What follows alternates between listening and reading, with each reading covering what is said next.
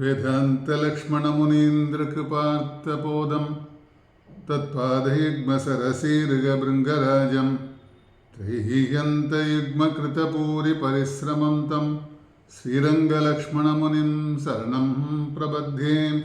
श्रीमद्वेदान्तरामानुजमुनिकरुणालब्धवेदान्तयुग्मं श्रीमत्श्रीवासयोगीश्वरगुरुपदयोरर्पितस्वात्मपारम् श्रीमत्श्रीरङ्गनाथाह्वयमुनिकृपया प्राप्तमोक्षाश्रमं तं श्रीमद्वेदान्तरामानुजमुनिमपरं संश्रये देशिकेन्द्रम्। दिशन्तु मे देव सदा त्वदीयाः दयादरङ्गानुजराकटाक्षाः श्रोत्रेषु पुंसाम् अमृतं क्षरन्तीं सरस्वतीं संसृतकामधेनुं वन्दे बृन्दावनचरं वल्लवीजनवल्लभं।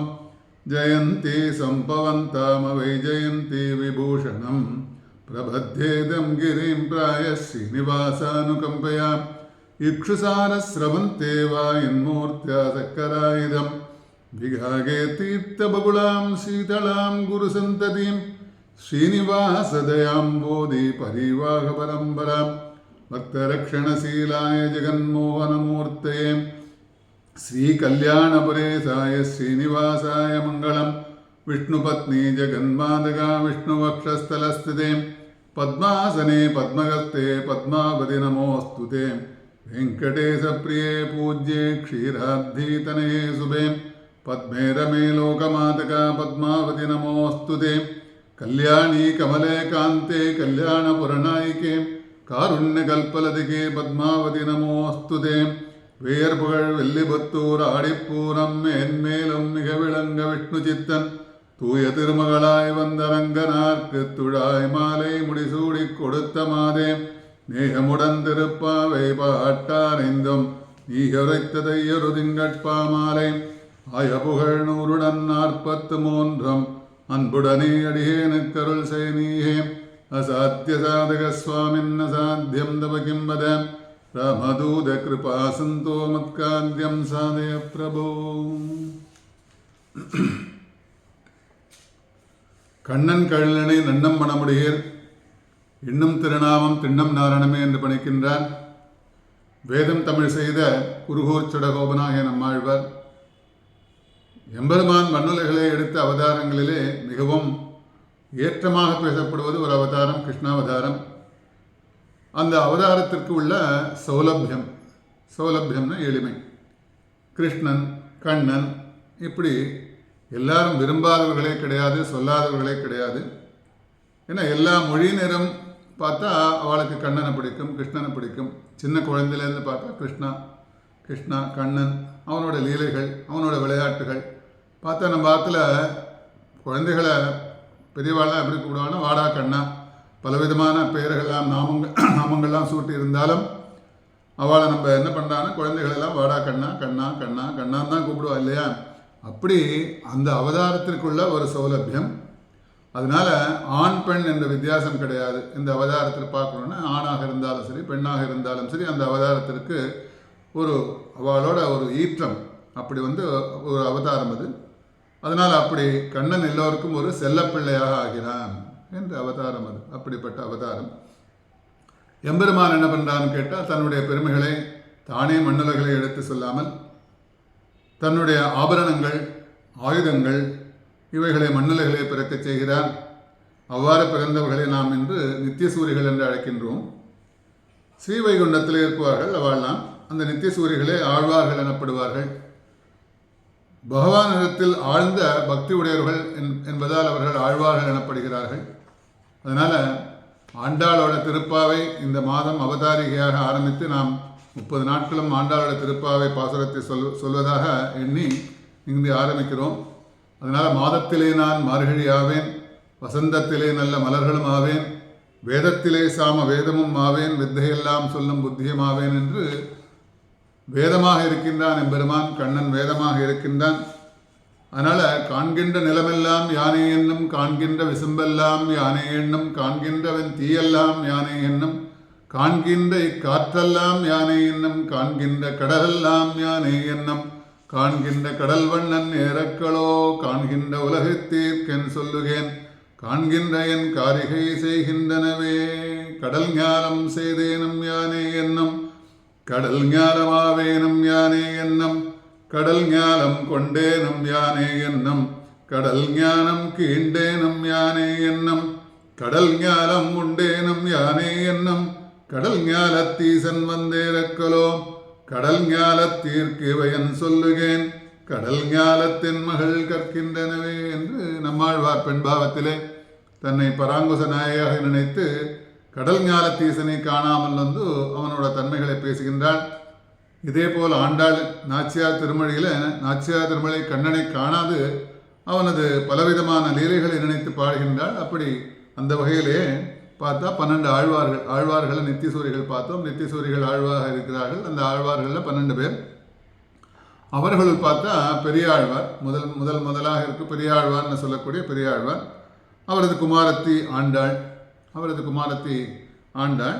இங்கு இருவருடைய பெருமைகள் பேசப்படுகின்றன.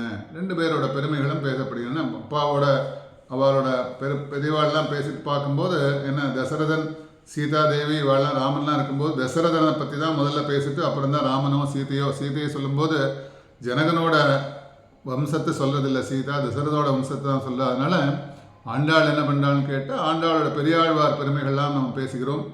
அதனால் 12 ஆழ்வார்களில் 11 ஆழ்வார்கள் பார்த்தா ஆண்கள். ஏன்னா ஆழ்வார்கள் 12 பேர், அதில் 11 ஆழ்வார்கள் ஆண்களாக இருக்கிறார்கள். அவள்லாம் என்ன பண்ணுறா, ஒருத்தர் மாத்திரம் பெண். இந்த ஆண்டாளும் வந்து இந்த ஆழ்வார் கோஷ்டியில் இருக்கிறதுனால ஆண்டாள் ஒரு பெண்மையாகவே இருக்கிறாள். நம்மாழ்வார் என்ன பண்ணுறான்னு கேட்டால் ஆழ்வார்கள்லாம் வந்து தன்னோட பெண்பாவத்திலே தன்னை பகவானை வந்து ஒரு பெண்பாவத்தோடு பாடல்கள்லாம் பாடியிருக்காள். நான் அப்படி வந்து பார்க்கும்போது தன்னை நம்மாழ்வார் பராங்குச நாயகியாகவும் திருமங்கை ஆழ்வார் என்ன பண்ணுறான்னு கேட்டால் பரகால நாயகியாகவும் தன்னை நினைத்து எம்பெருமானை அனுபவிக்கிறாள். பாடல்களால் பாசுரங்களால் அனுபவிக்கிறார்கள். மற்ற ஆழ்வார்களும் அதே போன்ற பெண்பாவத்திலே எம்பெருமானை பாடுவதாக நினைத்து பாசுரங்கள்லாம் பாடியிருக்கான். அப்போ அவர்கள் அனைவரும் என்னன்னு கேட்டால் அவள்லாம் ஆண்கள் என்ன பெண் வேடம் போட்டு பெண்கள் மாதிரி நடிக்கிற அவள்லாம் பெண் வேடம் அணிந்து ஆண்கள் அவள்லாம். என்னதான் ஒரு பார்த்தாலும் இப்போ ஒரு நாடகமோ இல்லை வந்து ஒரு நாட்டியமோ பார்க்குறோன்னு வச்சுக்கோங்களேன், அந்த இடத்துல அந்த சுபாவமாக இருக்கிறவாளுக்கு உள்ள இது வந்து மற்றவாளுக்கு கிடைக்காது. என்ன பார்க்குறோம், நிறைய இடத்துல பார்க்குறோம் ஆண் வேடம் வந்து பெண் வேடம் அணிந்து ஆண்கள்லாம் போகிறா. நிறைய இடத்துல ட்ராமாலாம் பார்க்குறோம், அதே மாதிரி நாட்டியங்கள்லாம் பார்க்குறோம். அப்படி இருந்தபோது அவளுக்குள்ள சுபாவம் கிடைக்காது. ஆனால் அவர்கள் பெண்களுக்குரிய சுபாவம் இருக்காது. ஆண்டாள் என்ன பண்ணாலும் கேட்டால் ஒரு பெண்ணாக இருக்கிறாள். ஏன்னா ஒரு பெண் வந்து காதலிக்கும் போது பகவானிடத்திலே காதல் கொண்டு எம்பெருமானை எப்படி தனது பர்த்தாவாக அடைந்தாள் என்பதற்கு ஒரு அடையாளமாக பார்க்கலாம் இந்த திருப்பாவையை. அந்த திருப்பாவையில் பார்த்தா தனது காதலை எப்படி வெளிப்படுத்துகின்றாள் ஆண்டாள் என்பதை ஒரு பெண்பாவமாக இருந்து காண்பிக்கிறாள் இங்கே. அப்படி இந்த திருப்பாவையில் 30 பாசுரங்கள். அதற்கு முன்னோடியாக அந்த பெரியாழ்வார் அந்த ஸ்ரீவில்லிபுத்தூர் அந்த விருத்தாந்தங்களை சொல்லி அப்படி பாசுரங்கள் எப்படி ஆரம்பிச்சுன்னு நம்ம ஆரம்பிக்கலாம். பெரியாழ்வார் என்ன பண்ணுறான்னு கேட்டால் ஆழ்வார்களிலே பெரியாழ்வார். பின்னாடி அவருக்கு ஏன் பெரியாழ்வார் என்ற பெயரெல்லாம் வந்து பின்னாடி பார்க்கலாம் நம்ம. பெரியாழ்வார் வந்து விஷ்ணு சித்தர், அவர் வந்து விஷ்ணு சித்தன் அவருக்கு இயற்பெயர். விஷ்ணுவின் சித்தம் தன்னிலே எப்போதும் இடம்பெற்று இருப்பதனால் அவருக்கு விஷ்ணு சித்தன் பெயர். வைணவ குலத்தில் பிறந்தவர் அவர் வைணவ குலத்தில் பிறந்தவர். அவர் பாண்டி நாட்டிலே என்ன பண்ணுறான்னு கேட்டால் ஸ்ரீவில்லிபுத்தூர் என்ற ஊரில் ஆனிஸ்வாதியிலே அவதாரம். அவர் ஸ்ரீவில்லிபுத்தூரில் ஆனிஸ்வாதியிலே பெரியாழ்வார் அவதாரம். வில்லிபுத்தூர் என்றொரு கால் சொன்னார் கடற்கமலம் சூடினோம் என்று வில்லிபுத்தூருக்கு தன்விபுரின்னு ஒரு பெயர் உண்டு. ஏன்னா அந்த ஊருக்கெல்லாம் முதல்ல பார்க்கும்போது திருமங்கை ஆழ்வார் வந்து பாசுரங்கள்லாம் ஒரு திவ்யதேசமாக போய் பாசுரங்கள்லாம் பாடுறார். அந்த பாசுரங்கள்லாம் பாடும்போது அந்த ஆழ்வார் வந்து பெருமாளை முதல்ல அந்த பெருமாள் எப்படி இருக்கார், அந்த பெருமாளோட அழகு எப்படி இருக்குது அதெல்லாம் சொல்வதோடு இல்லாமல் அவர் அந்த ஊரில் இருக்கக்கூடிய அந்த ஊரை பற்றி பேசுவார், அந்த நிலவளங்களை பற்றி பேசுவார், அங்கே இருக்கிற பறவைகளை பற்றி பேசுவார். அப்படி விசேஷமாக அந்த ஊரையும் சேர்த்து பேசுவது வழக்கம் உண்டு. அப்படி பாசுரங்கள்லாம் நம்ம பார்த்துருக்கோம். அந்த வகையிலேயே பார்த்தா ஸ்ரீவில்லிபுத்தூர் என்ற திவ்யதேசத்தை பற்றி சொல்லணும். ஏன்னா சொன்னார் கடற்கமலம் சூடினோம் என்று சொன்னார் கடற்கமலம் சூடினோம் என்று யாரெல்லாம் வந்து ஒரு தடவை வந்து ஸ்ரீவில்லிபுத்தூர்னு சொன்னாலே அவளோட கடற்கமலத்தை நாம் சூடுவோம் என்கிறார் ஆழ்வாருங்க. அப்படி வில்லிபுத்தூருக்கு தன்விபுரின்னு ஒரு பேர் உண்டு. அப்படிப்பட்ட அந்த திவ்ய தேசத்திலே அவதாரம் பெரியாழ்வார். விஷ்ணு சித்தரன் என்ற பெயரிலே அவதாரம். மதுரையில் ஆட்சி புரிந்த மன்னனுக்கு என்னாச்சுன்னு கேட்டால் ஏற்பட்ட சந்தேகத்தை தீர்த்து வைத்தார். பின்னாடி போகலாம், ஏன்னா பெரியாழ்வாரோட வைபவம் வந்து நிறையா சொல்லணும். அது சொல்லும்போது பெரியாழ்வார் அவர் முகுந்தாரியன் என்ற அவருக்கு தகப்பனார் பேர், அவர் விஷ்ணு சித்தன் பேர். அவருக்கு வேண்டிய அந்த காலகாலத்தில் எல்லாம் எல்லா வேதங்கள் எல்லாம் கற்பித்து வச்சா எல்லாம் பெரியவாள்லாம் சேர்ந்து அப்படி இருக்கும்போது மதுரையில் ஆட்சி புரிந்த மன்னன் பாண்டிய மன்னனுக்கு ஏற்பட்ட சந்தேகத்தை தீர்த்து வைத்தார். தனக்கு ஒன்றும் தெரியாது என்ற இருக்கையில் அவர் என்ன சொல்லுவான்னு கேட்டால், மதுரையில் இருக்க பாண்டிய மன்னனுக்கு சந்தேகம் வரும்போது தனக்கு ஒன்றுமே தெரியாதுன்னு இருக்கும்போது பகவான் என்ன பண்ணுறான்னு கேட்டால் அவரோட கனவிலே தோன்றி ஸ்ரீமன் நாராயணை பரதத்துவம் என்பதை சொல்லி பாண்டிய மன்னன் சந்தேகத்தை தீர்த்து பொற்கிழியை அடைந்து வாரும் என்று சொல்லி அனுப்புகிறார். பெருமாள் வரார். ஏன்னா பாண்டிய மன்னன் சந்தேகத்தை தீர்க்கணும்னா எல்லாரும் வந்து பெரியார் விஷ்ணு சித்தரை பார்த்து சொல்லாராம், நீ தான் பாண்டிய மன்னரோட சந்தேகத்தை தீர்க்கணும் அப்படின்னு சொல்லும்போது பெரியாழ்வார் விஷ்ணு சித்தர் என்ன பண்ணுறான்னு கேட்டால், தனக்கு ஒன்றுமே தெரியாது, என்ன போய் இந்த சந்தேகத்தை தீர்த்து வைக்கணும்னா என்னால் எப்படி முடியும்னு வந்து சொல்லும்போது பெருமாள் வரார். அவரோட கனவுல தோன்றார். கனவுல தோன்றி இந்த பரதத்துவமான ஸ்ரீமன் நாராயணன் நான் தான் என்பது உனக்கு எந்த விதமான சந்தேகம் இல்லை என்றால் நீ போய் அந்த போய் நிர்தாரணம் பண்ணிட்டு அந்த பொற்கிழியை எடுத்து வாரம் சொல்லி அனுப்புகிறாராம். அப்படி அந்த பொற்கிழியை அங்கே போய் பாண்டிய மன்னனோட சந்தேகத்தெல்லாம் தீர்த்து வைக்கிறார் விஷ்ணு சித்தர்.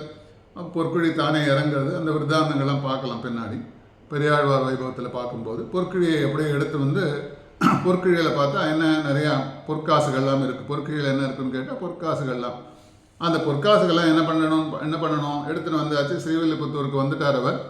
ஸ்ரீவில்லிபுத்தூருக்கு வந்தோடனே அதை எதாவது உபயோகப்படுத்தணும் இல்லையா, அதை நல்ல விதமாக உபயோகப்படுத்தணும். சில பேரெல்லாம் வந்து பணங்கள்லாம் நிறையா பேர் இருக்கும், நிறையா பணங்காசுகள்லாம் நிறையா இருக்கும், சொத்துக்கள்லாம் நிறையா இருக்கும். அதை என்ன பண்ணுறதுன்னு தெரியாது, நல்ல விதமாக உபயோகப்படுத்தணும் இல்லையா. அது எந்தெந்த விதமாக உபயோகமெல்லாம் மாயின்ருக்கு. அப்படி இல்லாமல் அந்த விஷ்ணு சித்தர் என்ன பண்ணுறான்னு கேட்டால் அதை எப்படி உபயோகப்படுத்தணும் என்று ஒரு யோஜனை அவருக்கு. அப்போ அவருக்கு நினைவு வந்தது. என்னென்ன வந்து நினைவு வந்ததுன்னு கேட்டால் கிருஷ்ணாவதார ஞாபகம் வந்ததுதான். கிருஷ்ணாவதாரத்தில் அக்ரூரரும் பலராமனும் கிருஷ்ணனை வீதியில் அழைத்து வரும்போது அக்ரூரரும் பலராமனும் அழைச்சின்னு வரா. கிருஷ்ணனை அழைச்சி வரும்போது சுதாமா என்ற ஒரு மாலாக்காரன் என்ன பண்ணான், மாலையை சூட்டியது நினைவில் வருது. சுதாமா என்ற ஒரு மாலாக்காரன் மாலையை சூட்டுவது நினைவில் வந்ததாம். அதனால் பகவானுக்கு உகந்தது என்னன்னு கேட்டால் புஷ்ப கைங்கரியம். ஏன்னா அதுதான் ஞாபகம் வந்தோடனே அதற்கு தேவையான புஷ்பங்கள்லாம் புஷ்ப கைங்கரியம் பண்ண என்ன வேணும், புஷ்பங்கள்லாம் வேணும்னா ஒரு நந்தவனம் அமைக்கணும். அந்த நந்தவனத்தை அமைப்பதாக இந்த பொற்கிழியில் கிடைத்த அந்த தனத்தை உபயோகப்படுத்தி அந்த நந்தவனத்தை அமைக்கிறார் அங்கே விஷ்ணு சித்தன். அந்த வனத்தில் பார்த்தா உயர்ந்த புஷ்பங்கள்லாம் இருக்கும். ஏன்னா சாதாரணமாக ஒரு தோட்டத்தில் பார்த்தா சாதாரணமான புஷ்பங்கள்லாம் வைக்கக்கூடாது. பெருமாளுக்கு உகந்தது என்னன்னு கேட்டால் அப்படி உயர்ந்த கோயிலெலாம் பார்க்குறோம். நிறையா இடத்துல பார்க்கும்போது உயர்ந்த புஷ்பங்கள் முதல்ல இருக்கக்கூடிய துளசி, உயர்ந்த புஷ்பங்கள் என்றால் செண்பகம், முல்லை, மல்லி போன்ற புஷ்பங்கள். பூச்சூடலில் பெரியாழ்வாரோட அனுபவம் தான் இல்லையா. ஆனிரை மேய்க்கனி போதி அருமருந்தாவதறியாய் கானகமெல்லாம் திருந்து உன் கரிய திருமேனி வாட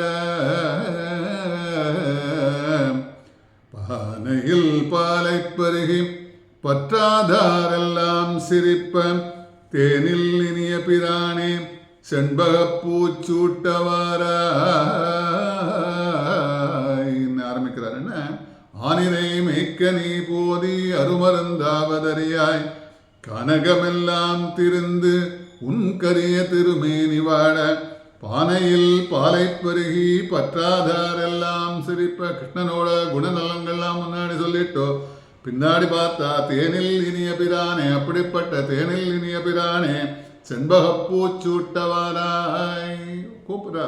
யசோதை கூப்பிட்றா, வாடா கண்ணா வாடா, தலைவாரி விடுறேன், உனக்கு பூச்சூட்டெல்லாம் பண்ணுறேன். அப்போ பூச்சூடல் பண்ணணுன்னா எப்படிப்பட்ட பூச்சூடல் இருக்கணும்னு கேட்டால் செண்பகம் பூ, உயர்ந்த வாசனை உள்ள புஷ்பங்கள். செண்பக பூச்சூட்டவாராய். அடுத்தடுத்த பாசுரங்களில் மல்லிகை பூச்சூட்டவாராய், முல்லைப்பூ சூட்டவாராய், செங்கழனி சூட்டவாராய், இருவாட்சி பூச்சூட்டவாராய் என்று விசேஷமான உயர்ந்த வாசனையுள்ள புஷ்பங்களாக தான் எம்பெருமானுக்கு உகந்தது. அப்படிப்பட்ட புஷ்பங்கள்லாம் நாம் சமர்ப்பிக்கணும். சாதாரணமாக பார்க்குறோம், இப்போ வாசனை இல்லாத புஷ்பங்கள்லாம் கொண்டு போய் நம்ம பெருமாளுக்கு சமர்ப்பிப்பது உகந்தது கிடையாது. அதே மாதிரி புஷ்பங்கள் எப்படி இருக்கணும்னு கேட்டால் உயர்ந்த புஷ்பங்கள். அப்போ பழைய புஷ்பங்கள்லாம் உபயோகப்படுத்தலாமா, போன வாரம் வாங்கின புஷ்பத்தை உபயோகப்படுத்தலாமா அப்படின்னு உயர்ந்த புஷ்பங்கள்லாம் வாசனையாக இருக்கணும். அடுத்தது பழைய புஷ்பங்கள்லாம் உபயோகப்படுத்தக்கூடாது. ஏன்னா துளசிக்கு மாத்திரம் திருத்துழாய்க்கு மாத்திரம்தான் அந்த அருகதை உண்டு. அந்த திருத்துழாய் வந்து பழசாக இருந்தாலும் பரவாயில்லைன்னு திருத்துழாய்க்கு மாத்திரம்தான் சாஸ்திரத்தை சொல்லியிருக்கு. மற்ற எந்த புஷ்பங்களும் பழைய புஷ்பங்களாக உபயோகப்படுத்தக்கூடாது. ஆனால் இன்றைக்கி நீங்கள் சொல்லலை சார், பழைய புஷ்பங்கள் இல்லாமல் போய் நேராக தோட்டத்தில் பறிச்சுன்னு வரதுக்கு சாத்தியமாக? நாங்கள்லாம் ஃப்ளாட்டில் இருக்கோமே, ஃப்ளாட்டில் இருக்கும்போது சின்ன ஒரு செடி இருந்தால் கூட அந்த ஒரு புஷ்பத்தை பெருமாளுக்கு சமர்ப்பித்தாலே போதும். அப்படிப்பட்ட விசேஷமாக இருக்கக்கூடிய புஷ்பங்களாக இருக்க வேண்டும் எம்பெருமானுக்கு உகந்த புஷ்பங்கள். அதில் துளசி வந்து மிகவும் உயர்ந்தது. ஏன்னா துளசி பார்க்கும்போது அங்கே காடுகள் போல வளர்ந்துதான் அந்த நந்தவனத்திலே, அந்த விஷ்ணு சித்தரோட நந்தவனத்தில் பார்த்தா நிறைய புஷ்பங்கள்லாம் இருக்குது, உயர்ந்த புஷ்பங்கள்லாம் இருக்குது. அப்படி இருக்கும்போது காடுகள் போல இருக்கக்கூடியது அங்கே துளசி. அந்த ஒரு ஆற்றுல ஒரு துளசி இருந்தானே பெருமாளோட பெருமாள் அங்கே வாசம் செய்கிறான்னு அர்த்தமாகும். பார்த்தா நிறைய இடத்துல பார்த்தா துளசி செடியெல்லாம் வெட்டி தூக்கி போடுறான். அவன் மகாபாவி, அவளுக்கு தெரியல, துளசியை பற்றி தெரியல. அப்படி இந்த நந்தவனத்தில் காடுகள் போல இருந்துதான் துளசி. அப்போது என்ன பண்ணுவான்னு கேட்டால் விஷ்ணு சித்து தினம் அப்படியே நந்தவனத்தில் சாதாரணமாக நம்ம வீட்டில் வந்து சாதாரணமாக ஒரு 10 செடி வச்சா கூட 5 செடி வச்சா கூட மொட்டை மாடியில் போய் சுற்றிட்டு வரோம் இல்லையா? காலம்புரை வந்து நம்ம செடி இல்லாமல் ஏதாவது பூத்துருக்கா, என்ன செடி இல்லாமல் ஜலம் விடணுமா, அப்படியெல்லாம் பார்த்துட்டு வரும். அந்த மாதிரி அவர் உயர்ந்த புஷ்பங்களை கொண்டு நந்தவனத்தில் வந்து என்ன பண்ணுறான்னு கேட்டால் அப்படியே தினம் சுற்றின்னு வருவார் அவர், அந்த விஷ்ணு சித்தர். அப்படி ஒரு நாள் வரும்போது என்னன்னு கேட்டால் துளசி தோட்டத்துக்கு பக்கத்தில் நடுவில் ஒரு குழந்தை அழும் சத்தம் கேட்டதாம். அந்த துளசி தோட்டம் காடுகள் மாதிரி இருக்குது, காட்டுக்கு நடுவில் பார்த்தா ஒரு குழந்தை அழற மாதிரி சத்தம். போய் பார்க்குறாருங்க. பார்த்தோடனே அங்கே அழகாக ஒரு தங்க விக்கிரகம் போல் ஒரு பெண் குழந்தை. ஸோ உடனே பார்க்குறார், அந்த குழந்தையை எடுக்கிறார், வாரை அணைத்து தன்னுடைய மனைவிட்ட கொடுக்குறார். உச்சி முகந்து மனைவிட்ட கொடுத்து தன்னுடைய வளர்ப்பு மகளாக அன்றிலிருந்து ஏற்றுக்கொள்கிறார் அவர். அதற்கு நடுவில் பார்த்தா அந்த பெருமாள் தாயார் அனுப்பிட்டு பின்னாடியே போவாருங்கிறதுக்கு நிறைய இடத்துல இதெல்லாம் ஒரு எக்ஸாம்பிள். என்ன உடனே என்ன பண்ணுறார், தாயார் அமைச்ச துளசி வந்தாச்சு, தாயார் வந்தாச்சு, அங்கே பூமாதேவி வந்தாச்சு, பூமி பிராட்டியோட அவதாரம் தான் இங்கே. அதுக்கு நடுவில் பார்த்தா பகவான் இடத்துலேருந்து பெருமாள்கிட்டேருந்து ஒரு அசரீரி, ஓய் விஷ்ணு சித்தரே, அந்த பெண்ணிற்கு என்ன பெயர் வைக்கணும்னு கேட்டால் கோதா என்று பெயர் வைக்கும்படி நியமனம். ஏன்னா பெண்ணுக்கு குழந்தைக்கு பெயர் வைக்கணும் இல்லையா? குழந்தை பிறந்தது, குழந்தை எடுத்துருந்து மகளாக வளர்க்க போகிறோம். அந்த குழந்தை அடர சத்தம் கேட்டது, சின்ன குழந்தையாக இருக்குது, அந்த குழந்தைக்கு என்ன பெயர் வைக்கிறது எல்லாரும் யோஜனை பண்ணுவோம் இல்லையா? அந்த யோஜனை கூட விடலை பெருமாள். ஏன்னா அதெல்லாம் செலக்ட் பண்ணக்கூடியவர் அவர் தான் செலக்ட் பண்ணியிருக்கார். அந்த குழந்தைக்கு கோதான்னு பேர் வைக்கணும். நாம் கோதான்னு என்னன்னு கேட்டால் காம் ததாதி இது கோதா அப்படின்னு பேர். கோதா என்றால் என்ன? நல்ல வாக்கை கொடுப்பவள், அறிவு என்னும் பாலை கொடுப்பது. என்ன அப்படி காம் ததாதி கோதா, நல்ல வாக்கு மாத்திரம் கொடுப்பதோடு இல்லாமல் அறிவு என்ற நல்ல பாலை கொடுப்பது. பூமியை பிளந்து எடுத்தவள் அவள், பூமியிலிருந்து வந்து அவதாரம் பண்ணவள், மாலை போன்றவள், புலன்களை அடக்குவள். இதற்கு பலவிதமான அர்த்தங்கள், கோதா என்பதற்கு பலவிதமான அர்த்தங்கள். இந்த பல்வேறு அர்த்தத்தோட எப்போ அவதாரம் கேட்டால் ஆடி மாதம் பூர நட்சத்திரம். ஆண்டாளோட அவதாரம் என்னைக்குன்னு கேட்டால் ஆடி மாதத்தில் பூர நட்சத்திரத்தில் அவதாரம். ஆஷாடே பூர்வ பல்குண்யாம் துளசி காணலோத்பவ. அப்படி ஆடி மாதத்தில் பூர நட்சத்திர அந்த பெண் அந்த அவதாரம், துளசி தோட்டத்தில் அவதாரம். நல்ல சுஸ்வரமாக பாடுவாளாம் அந்த பெண். என்ன பெண் வளர்ந்தாச்சு, குழந்தை பிறந்தது, குழந்தை வளர ஆரம்பித்தது.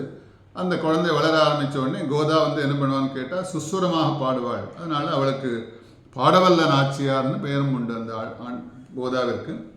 தினமும் தன்னோட என்ன பண்ணுறான்னு கேட்டால் கோதா என்ன பண்ணுவான்னு கேட்டால் தகப்பனார் என்ன பண்ணுறார், பெருமாளுக்கு வடபத்திரசாயி அங்கே எழுந்துள்ள இருக்கிற எம்பெருமான்னு கேட்டால் ஸ்ரீவில்லிபுத்தூரில் வடபத்திரசாயி.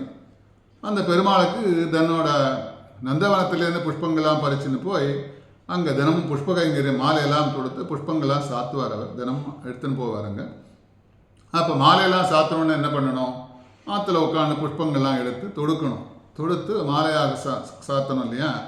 அதனால் அந்த புஷ்பங்கள்லாம் எடுத்து மாலையாக சாத்துவதற்காக தினமும் அந்த மாலையை தொடுக்கும்போது அந்த குழந்தை பக்கத்தில் நம்பாத்தில் பார்க்கும்போது, இப்போ நம்பாத்தில் அந்த காலத்தில் பார்க்கும்போது, இந்த காலத்தில் சொல்லலை, இந்த காலத்தில் குழந்தைகள்லாம் வேறு விதமான ஏதோ கையில் வச்சுன்னு பார்த்துன்னு இருக்கும். பெரியவாள்லாம் ஏதாவது பண்ணும்போது கூடவே உட்காந்துக்கும். பெரியவாள்லாம் அந்தந்த காலத்தில் என்ன பண்ணுவான், அரிசி பொறுக்குவா, காலம்பரை காய்கறி நெருக்குவா, அந்த மாதிரி பூ தொடுக்கிற வழக்கம் உண்டு. அந்த மாதிரிலாம் நடக்கும் அந்த காலத்தில் பெரியவாள்லாம். அப்போ அந்த குழந்தைகள்லாம் ஆற்றுல இருக்கிற குழந்தைகள்லாம் போய் தானும் போய் உட்காந்துக்கும். அவள் என்ன பண்ணுறான்னு பார்க்கும்.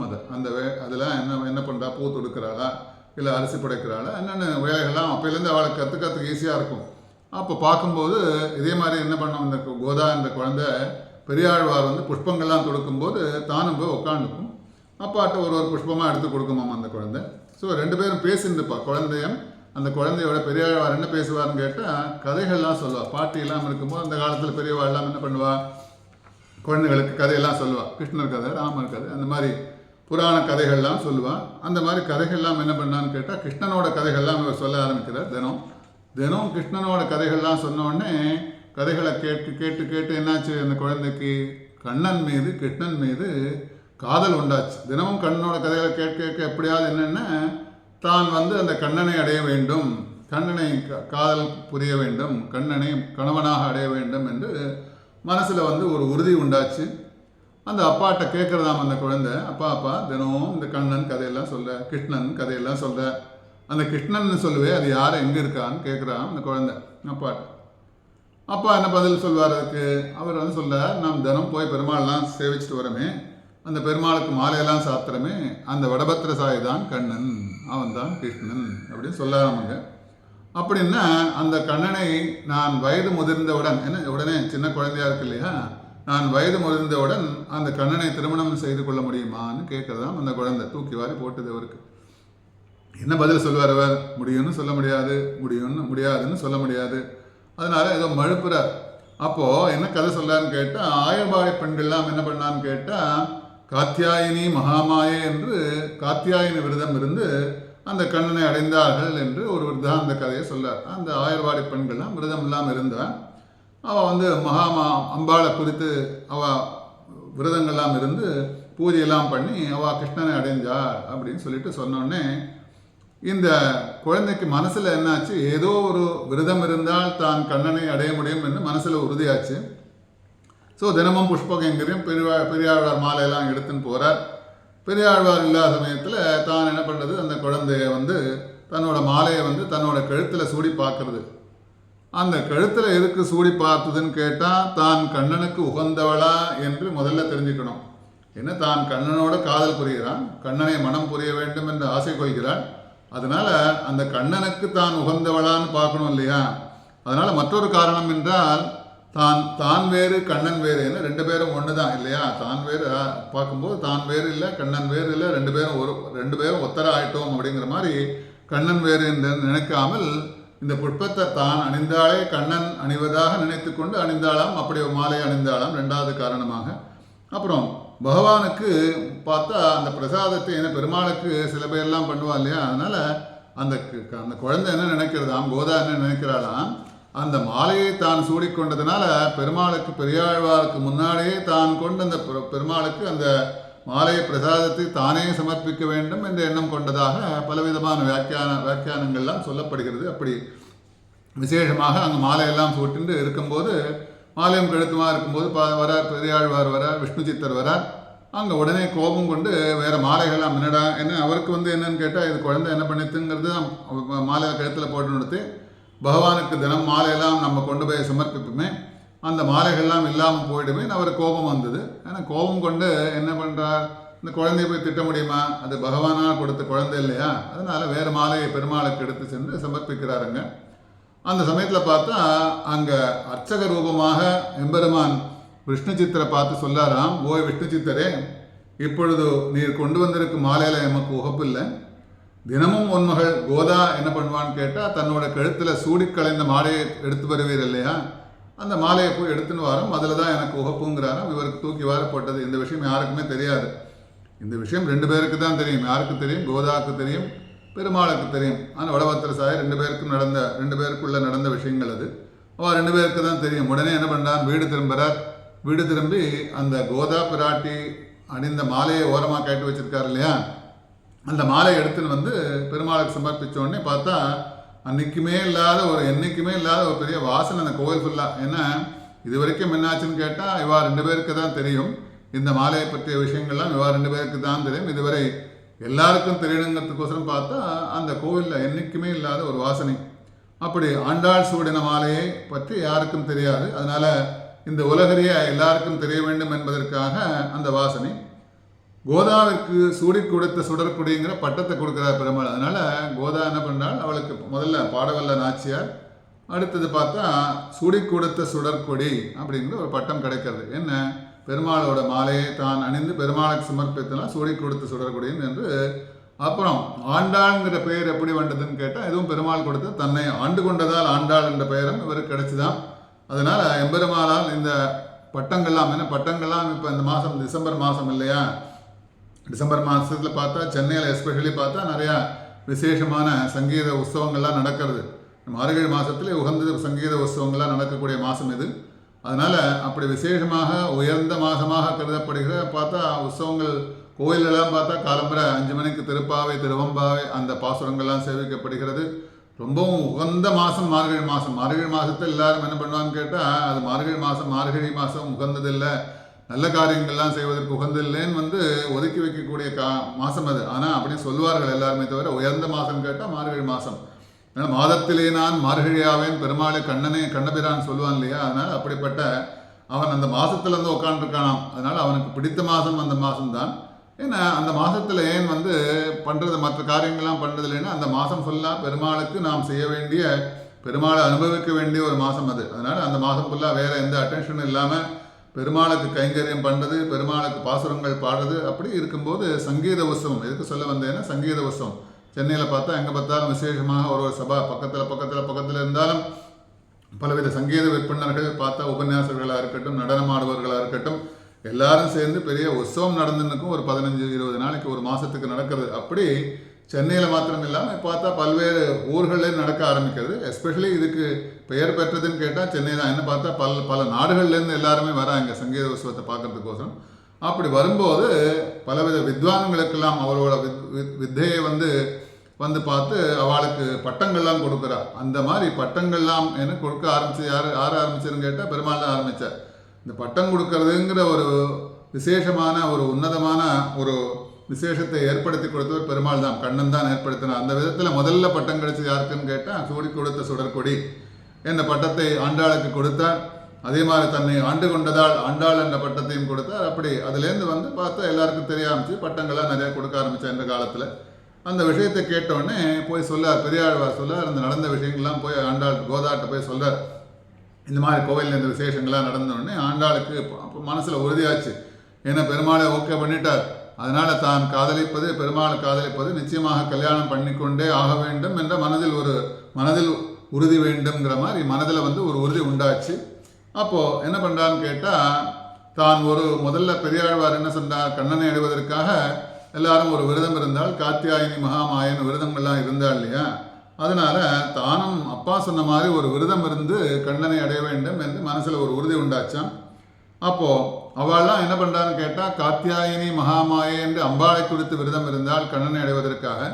தான் இவள் என்ன பண்ண போகிறாள் என்றால் கேட்டால், கண்ணனை அடைவதற்காக கண்ணனையே நினைத்து அவனையே கர்த்தாவாக நினைத்து என்ன பண்ணான், கண்ணனையே நினைத்து விரதம் இருந்து கண்ணனை அடைவேன் என்று மனதில் உறுதி பூண்டு என்ன பண்ணான்னு கேட்டால், தன்னுடைய நினைவின் முதிர்ச்சியாலே தான் வாழும் யுகம் வேறு, கண்ணன் வாழ்ந்த யுகம் வேறு என்று எண்ணாமல் தான் வாழ்கின்ற ஸ்ரீவில்லிபுத்தூரை ஆயர்பாடியாக பாவித்து அர்ச்சாவதாரத்திலே அங்கு எழுந்தொளி இருக்கின்ற வடபத்திரசாயை கண்ணனாக நினைத்து அங்குள்ள திருமுக்குளம் என்ற புஷ்கரணியை யமுனையாக பாவித்து ஸ்ரீவில்லிபுத்தூரில் வாழ்கின்ற தன்னொத்த தோழிகளை 5 லட்சம் கோபகன்னியாக நினைத்து அங்கு இருக்கும் வடபத்திரசாயை திருக்கோயிலை நந்தகோபன் திருமாலையாக பாவித்து நோன்பு என்ற வியாஜத்தினால் ஒரு கிரந்தத்தை இயற்றுகிறாள். அதுதான் திருப்பாவை. திருப்பாவைக்கு அவதாரிகை தான். இப்போ திருப்பாவைக்கு வர காரணமாக இருக்குது. திருப்பாவைங்கிற கிரந்தத்தை இயற்றுவதற்கு காரணமாக முன்னோடியாக இந்த விருத்தாந்தங்களாம் பார்த்தோம். அப்போது ஆண்டாள் என்ன பண்ணுறான்னு கேட்டால், திருப்பாவை இதெல்லாம் ஒரு விரதம் இருக்கணும், இதெல்லாம் வேணும். என்னன்னு கேட்டால், தான் வாழ்கின்ற வேறு ஸ்ரீவில்லிபுத்தூர் என்னன்னு தான் கிருஷ்ணன் இருந்த யுகம் வேறு, தான் இருந்த யுகம் வேறுன்னு மனசில் நினைக்காமல் ஸ்ரீவில்லிபுத்தூரை என்ன பண்ணுறான்னு கேட்டால், ஒரு ஆயர்பாடியாக, கண்ணன் வாழ்ந்த இடமாக ஆயர்பாடியாக நினைத்து அர்ச்சாவதாரத்தில் இங்கே எழுந்துள்ளிருக்க பெருமாள் வடபத்திர சாயை எப்படி இருக்கான்னு கேட்டால், முதல்ல பெரியாழ்வார் சொன்னார் இல்லையா, அந்த குழந்தை கேட்கும்போது கண்ணன் கிருஷ்ணன் நீ சொல்லுவே அது யாருன்னு கேட்கும்போது சொன்னார் இல்லையா, இங்கே இருக்கிற வடபத்திர சாயை தான் கண்ணனாகவும் எழுந்துள்ளிருக்கிறார், கண்ணன் வேறு இல்லை, வடபத்திர சாய் வேறு இல்லைன்னு சொன்னோடனே அங்கே அர்ச்சாவதாரத்திலே பெருமாள் எழுந்துள்ளிருக்கிறாருங்க. அந்த வடபத்திரசாயி என்ன பண்ணுறான்னு கேட்டால் கண்ணனாக நினைக்கின்றாள். அப்புறம் அந்த ஸ்ரீவில்லிபுத்தூரில் திருமுக்குளம் அப்படிங்கிற ஒரு புஷ்கரணி. ஆனால் கங்கை யமுனை சரஸ்வதி என்ற 3 நதிகளும் அங்கே ஒரு முகமாக அங்கே வந்ததுனால திருமுக்குளம் பெயர் வந்தது. எதுக்குன்னு கேட்டால் அங்கே வராக அவதாரம் பண்ணிட்டு அந்த யஜ்ஞங்கள்லாம் பண்ணும்போது அவளுக்கு இடையூறுகளாக இருந்த வேத விற்பனர்கள் இடையூறுகளாக இருந்த அந்த அசுரர்களை சம்ஹாரம் பண்ணும்போது அந்த சக்கரத்தாழ்வாருக்கு அந்த மாசு இல்லாமல் நினைக்கிறத சுத்தம் இல்லாமல் ஆயிடுச்சு. ரத்தங்கள்லாம் பட்டது அந்த சக்கராயுதத்துக்கு.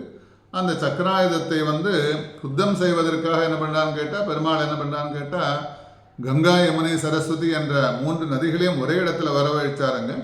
அந்த 3 நதிகளும் ஒரே இடத்துல வந்ததுனால அது திருமக்குளம்னு பெயர் பெற்றதாம். அதனால் இன்றைக்கி பார்த்தா திருமக்களம்னு அந்த ஊரில் அதை மறுவி எல்லாரும் சொல்லக்கூடிய வழக்கம் உண்டு. அப்படி புஷ்கரணியை யமுனையாக பாவித்து ஸ்ரீவில்லிபுத்தூரில் வாழ்கின்ற தோழிகள் தன்னோட ஃப்ரெண்ட்ஸ் எல்லாம் இருக்கா இல்லையா, அந்த தோழிகள்லாம் என்ன பண்ணான்னு கேட்டால் 5 லட்சம் கோபகன்னியர்களாக விரதம் இருக்கணும்னு தான் மாத்திரம் இருக்க முடியாது இல்லையா, 5 லட்சம் பெண்கள் எல்லாரும் சேர்ந்து விரதம் இருப்பதாக நினைத்து, இதெல்லாம் ஒரு இமேஜினேஷன். ஃபஸ்ட்டு ஒரு காரியம் பண்ணணுன்னா ஃபஸ்ட்டு நம்ம என்ன பண்ணணும், முதல்ல அதை பற்றி ஒரு வடிவ அமைப்புன்னு சொல்லுவா இல்லையா. இப்போ ஒரு சினிமாலாம் எடுக்கிறான்னா ஒரு டைரக்ஷன்லாம் இருக்கு இல்லையா, டைரக்டர் அதெல்லாம் பார்த்து முன்னாடி ஸ்டோரியெல்லாம் எழுதி கதைகள்லாம் எழுதி முதல்ல அதெல்லாம் எப்படி ஒரு இமேஜினேஷன் கொண்டு வருவா. அந்த மாதிரி இந்த விரதம் பண்ணுவதற்காக தான் ஒரு இமேஜினேஷனில் இதெல்லாம் முன்னோடியாக நினைத்து பார்க்கிறாளாம் அவள். அப்படி 5 லட்சம் கோபகன்னியாக நினைத்து அங்கே இருக்கும் வடபத்திரசாயின் திருக்கோயில், வடபத்திரசாயோட திருக்கோயில் பார்த்தா நந்தகோபனோட திருமாளியாக பாவித்து நோன்பு என்ற வியாஜத்தினாலே தான் நோன்பு நோற்பதாக எண்ணுகின்ற ஒரு வியாஜத்தினாலே ஒரு கிரந்தத்தை ஏற்றுகின்றாள். அதுதான் திருப்பாவை. திருப்பாவை பற்றி எல்லாரும் பேசுகிறாளே, திருப்பாவைன்னு என்ன, திருப்பாவில் அப்படி என்னதான் சார் இருக்குது, எல்லாரும் பார்த்தா திருப்பாவை ஐயன்றும் ஐந்தும் அறியாத மாநிலரை எல்லாம் சொல்லாளே ஆண்டாள். அப்படிப்பட்ட திருப்பாவையில் என்ன இருக்குன்னு கேட்டால் பதிலே இல்லை. என்ன பதில் சொல்ல முடியல. ஏன்னு கேட்டால் திருப்பாவையில் இல்லாதது எதுவுமே கிடையாது. என்ன இருக்குன்னு கேட்டால் என்ன இல்லை, அடுத்து ஆப்போசிட்டை தான் கேட்கணும். என்ன இருக்குன்னு கேட்டால் என்ன இல்லை. அப்படி விசேஷமாக வேதமனைத்துக்கும் வித்தாகும் கோதை தமிழைந்தும் ஐந்தும் அறியாத மானிடரை, வேதம் அனைத்துக்கும் வித்து அந்த உபப்பிரமாணம் அந்த திருப்பாவை. அப்புறம் அதில் என்னெல்லாம் இருக்குது, மற்ற விஷயங்கள்லாம் என்ன இருக்குது கேட்டால் ராமாயணம். திருப்பாவை பாசுரத்தை பார்த்தானா ஒரு பாசுரத்திலையும் பார்க்கும்போது தென்னிலங்கை கோமானை செற்ற மனத்துக்கு நீ யானை பாடவும் நீ வாய்ந்திரவா பாசுரங்கள்லாம் பின்னாடி பார்க்க போகிறோம்.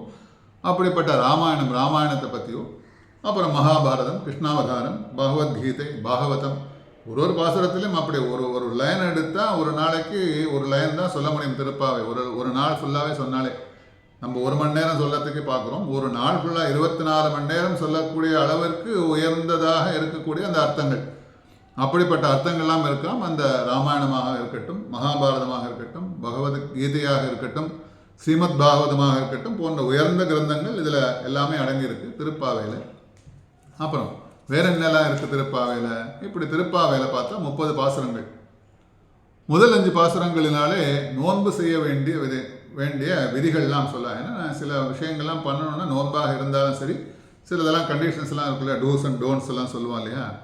அதனால் முதல்ல 5 பாசுரத்தினால யாரை குறித்து நம்ம நோக்க போகிறோம், என்னெல்லாம் பண்ணணும் அப்படிங்கிற 5 பாசுரத்தினாலே 2வது 5வது பாசுரங்களினாலே கண்ணனிடத்திலே புதிதாக காதல் கொண்ட பெண்களை எழுப்புவதாக. என்ன கண்ணனிடத்திலே வாழலாம் பூஜைக்கு போனோம், விரதங்கள்லாம் இருக்கணும், எல்லாம் தூங்கிட்டு இருப்பா இல்லையா. மார்கழி மாதத்தில் பார்க்குறோம். சாதாரணமாகவே நம்ம 365 நாள் நிறையா இடத்துல காலம்பரை எழுந்துக்கிறதுங்கிறது ரொம்ப குறைஞ்சி போச்சு. மார்னிங் எழுந்துக்கு ராத்திரி லேட்டாக தூங்குறா. காரணம் கேட்டால் நாங்கள் ராத்திரி லேட்டாக தூங்குகிறோம், அதனால் காலம்பரை எங்களால் எழுந்திருக்க முடியலன்னு சொல்ல காரணங்கள்லாம் இருந்துருக்கு இந்த காலத்தில். அதனால் காலம்பரை எல்லாம் தூக்கம் வரக்கூடிய காலம் காத்தா மார்கழி மாதத்தில் நல்லா ஜில்லுன்னு குளிரவும் இருக்கும் இல்லையா, போர்வையெல்லாம் போத்துன்னு எல்லாரும் படுத்துன்னுப்பா. அதனால் அப்படிப்பட்ட எல்லாரையும் சேர்ந்து எழுப்பணும். ஆனால் நிறைய இடத்துல பார்க்கலாம். இங்கே மயிலாப்பூரில் பார்த்தா காலம்பரை இந்த பஜனோத்சவங்கள்லாம் நடக்கிறது, விசேஷமாக நடக்கிறது மயிலாப்பூரில். காலம்பரை இருந்துன்னு குளிரை பார்க்குறாள், மழையை பார்க்குறாள். எல்லாரும் மழை பெஞ்சாலும் சரி, குளிர் இருந்தாலும் சரி, காலம்பரை இருந்துன்னு அப்படி விசேஷமாக. அது மாதிரி கோயிலுக்கு போகிறவாள்லாம் பார்த்தா கோயிலுக்கு போயின்னு இருக்கா மார்கழி மாதத்தில். அந்தந்த கோயில்களுக்கு விசேஷமாக நடக்கிறது. அப்படி விசேஷமாக 2வது 5 பாசுரங்களினாலே கண்ணனிடத்திலே புதிதாக காதல் கொண்ட பெண்களை எழுப்புவதாக உள்ளது. அப்போது 3வது 5 பாசுரங்களிலே கண்ணனிடத்திலே முன்பே அன்பு கொண்டவர்கள், ஏன்னா ஆல்ரெடி எக்ஸ்பீரியன்ஸ் பீப்புளெலாம் இருப்பாள் இல்லையா. அதனால் முதல்ல இந்த விரதங்கள்லாம் முன்னாடி நடந்துனுக்கு. அப்படிப்பட்ட மகாகுலத்திலே பிறந்த பெண்களை எழுப்புவதாகவும் 4வது 5 பாசுரங்களில் கண்ணன் திருமாளிகைக்கு சென்று வாயிற்காப்பாளனை எழுப்பி, முதல்ல உடனே போய் வீட்டுக்குள்ளே நுழைய முடியாது இல்லையா, அதனால் பார்க்கலாம். நம்ம சாதாரணமாக இந்த ஃப்ளாட்லலாம் வீடுகள்லாம் இருந்தாலும் செக்யூரிட்டிலாம் இருக்கா. அதனால் 4வது 5வது பாசுரங்களிலே கண்ணனோட திருமாளிகைக்கு சென்று வாயிற்காப்பாளனை வணங்கி அவர் அனுமதி பெற்று பிறகு அங்கு உறங்குகின்ற நந்தகோபன், யசோதை, பலராமன், நப்பெண்ணை இப்படி ஒருத்தரை எழுப்புறா. அவத்தில் எல்லாம் கிருஷ்ணனை போய் உடனே எழுப்ப முடியாது. கிருஷ்ணனுக்கு நிறையா முன்னாடி பார்த்தா அத்தனை பேர் இருக்கா இல்லையா, அவள்லாம் படுத்துன்னு இருக்கா. அப்புறம் தான் கிருஷ்ணன் படுத்துன்னு இருக்கான். அதனால் அவனை போய் எழுப்பணும். அதனால் ஒருத்தரா முன்னாடி எழுப்பிட்டு தான் முன்னாடி தான் போகணும். அதனால் செக்யூரிட்டிகிட்ட பர்மிஷன் வாங்கிட்டு உள்ளே போயிட்டு அப்புறம் நந்தகோபுரை எழுப்பணும், யசோதை பிராட்டியை எழுப்பணும், பலராமனை எழுப்பணும், நப்பின்னை எழுப்பணும். இவாளெல்லாம் எழுப்பி அப்புறம் பெருமாளை எழுப்பதாகும். 5வது பாசுரங்களிலே கண்ணனை எழுப்பி அப்புறம் 6வது 5வது பாசுரங்களிலே ஆயர்பாடி பெண்கள் தாங்கள் வந்த காரியத்தை சொல்லுவதாகவும். என்ன பண்ணுறான்னு கேட்டால், நாங்கள் போகிற பர்பஸ் என்ன, இத்தனை பேர் எழுப்பி எல்லாரையும் என்ன பண்ணி எல்லாரையும் அழிச்சுன்னு போயிட்டு வாசலில் போய் ஆயர்காப்பாளனை கூட்டு அவளெல்லாம் எழுப்பி கண்ணனையும் எழுப்பி போய் உட்காந்து கண்ணனை பார்த்துட்டு என்ன சொல்லணும், தாங்கள் வந்த பர்பஸ் என்ன, எதுக்கோசரம் வந்தோம் நாங்கள் சொல்ல ஆண்டாள் எல்லாரும் சேர்ந்து சொல்லலாம். அப்படி 29 பாசுரங்களில் ஆண்டாள் என்ன பண்ணுறான்னு கேட்டால் தன்னையும் ஆயர்பாடி பெண்ணாக பாவித்து பாடுகிறாள். தானும் அந்த கோஷ்டியில் சேர்ந்துடுறா. ஆண்டாள் கோஷ்டின்னு சொல்கிறோம் இல்லையா, இன்றைக்கும் பார்க்குறோம் நிறைய இடத்துல ஆண்டாள் கோஷ்டினே பேர் வச்சுருக்கா. அவள் நிறைய பாசுரங்கள் சொல்லுது, சோஸ்திர பாடங்கள்லாம் சொல்லுது, நடனம் ஆடுவது, கோலாட்டம் ஆடுவது, இப்படிலாம் நிறையா வச்சுருக்கா. அப்படி அவளுக்கு அந்த கோஷ்டிக்கு பேருன்னு கேட்டால் கோதா கோஷ்டி, ஆண்டாள் கோஷ்டின்னு தான் பேர் வைக்கிறாங்க. ஆண்டாள் எல்லா இடத்துலையும் போய் தானும் சேர்ந்து விளையாடுவதாக இருப்பதாக ஒரு ஐதீகம் அவளுக்கு.